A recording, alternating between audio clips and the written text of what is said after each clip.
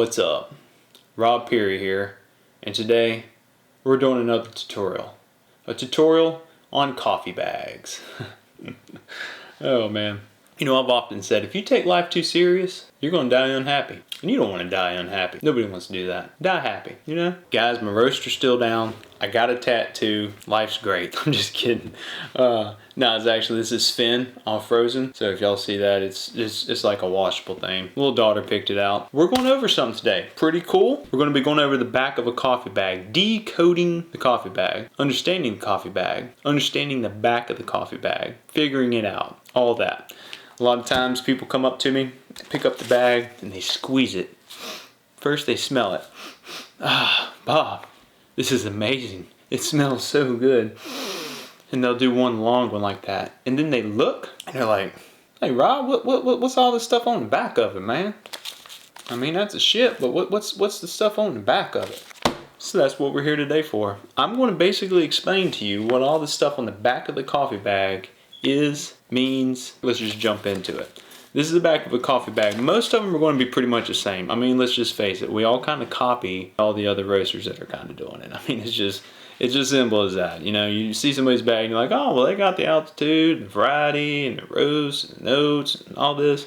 I'm gonna put it on my bag. First and foremost, you're gonna have what origin it is. If it's a blend, if it's an origin, or anything like that. This is actually a bag from the Congo that I roasted up. So Congo is the origin. It's country in Africa. And then a lot of times you'll have like where at, the region of the Congo, which this is Minova, South Lake, Kivu. With that being said, a lot of roasters nowadays will actually go to farms in South America, Africa, Indonesia, and speak with the farmers and basically buy coffee direct now. Eventually, I kind of want to transfer into that and basically get away from buying from any cooperatives or anything like that. Not saying it's bad, it's just I would much rather just deal with one farmer, know exactly who kind of the money's going to and stuff like that, and just kind of cut out the middleman. So that's basically what the goal is for me going down the road. Next on the bag, you'll see altitude. Most of your Arabica coffee is grown at high altitudes. Arabica is the species that most of your quality coffee is going to be under. Next, you'll have the Cultivar the Variety, which is basically the different varieties of the Arabica coffee. So just like an oak tree, you got live oaks, red oaks, white oaks. It's basically the same thing. It's just different varieties of the Arabica coffee species. A few of the common ones are Typica, Caturra. They got bourbon. They also have some geishas and stuff like that. They have some hybrids, SL28 and stuff like that over in Africa. Also, a lot of roasters will put on there the process, which there's a few different processes. There's a wash, there's a semi-wash, there's a natural process, and basically all that means is whenever the coffee is picked off the tree and how it goes through the process of becoming a coffee bean, just green coffee, that's going to be the process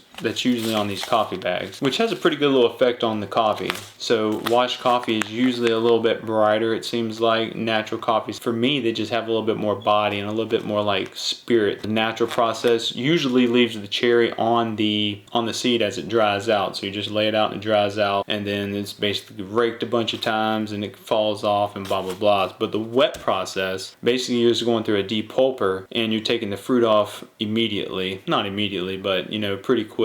Whereas the natural process, you're letting the sun basically bake the fruit off of the seed. And a lot of the evidence is showing that the sweetness is on the natural process is getting baked into the beans. I've also read stuff that says that's not true, so a challenge then. Go find you a natural coffee, drink it, see what you think. Boom! Problem solved, you know what I mean? Next on the old bag, you'll see like the roast, which is basically the roast level. You got light, medium, dark. Sometimes you'll see it called like a city or a Vienna or stuff like that. It just kind of determines what level that coffee is being roasted at. Next, you'll have the notes. So real quick with the notes, if you have a good roaster, the roaster is actually going to cup their own coffee and put their own notes that they're pulling out of that coffee for their profile that they're roasting to. Some roasters will just copy from the importer, and to be honest, that's what I did with this one.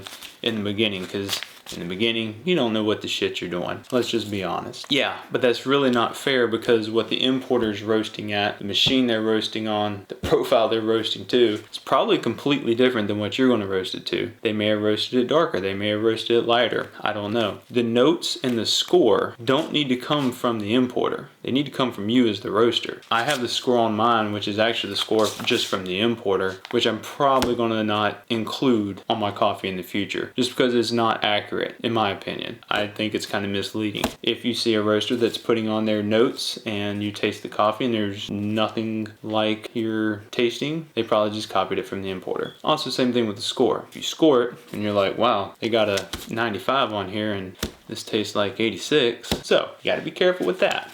That'll bite you. That's pretty much about it, guys. And there's the roast date. Roast date is basically just the day I roasted the coffee, not when the coffee was harvested or anything like that. A lot of times coffee is harvested months and months and months before roasters even, get their hands on it. So coffee's already pretty old by the time you're roasting it. Luckily, green coffee, if you store it correctly, hangs out pretty good. But one thing is cool for me in the future, what I want to do is I really want to tailor a back label to the actual farmer, which is going to be my goal going forward. I want to try to get away from ordering from larger importers and ordering straight from the farm itself.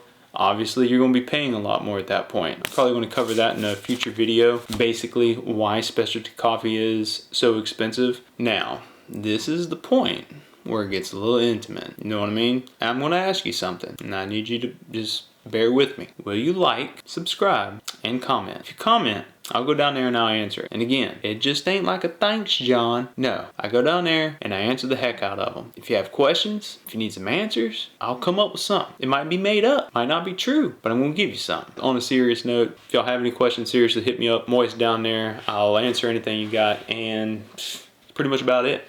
Y'all go have fun, drink some coffee, have a great day, and yeah, let's crush it. Let's crush it. 2020 starting off pretty good. Just got to keep moving, guys. Keep moving. Keep hammering. Keep doing the thing. Keep doing it. Every day. Wake up. Do it.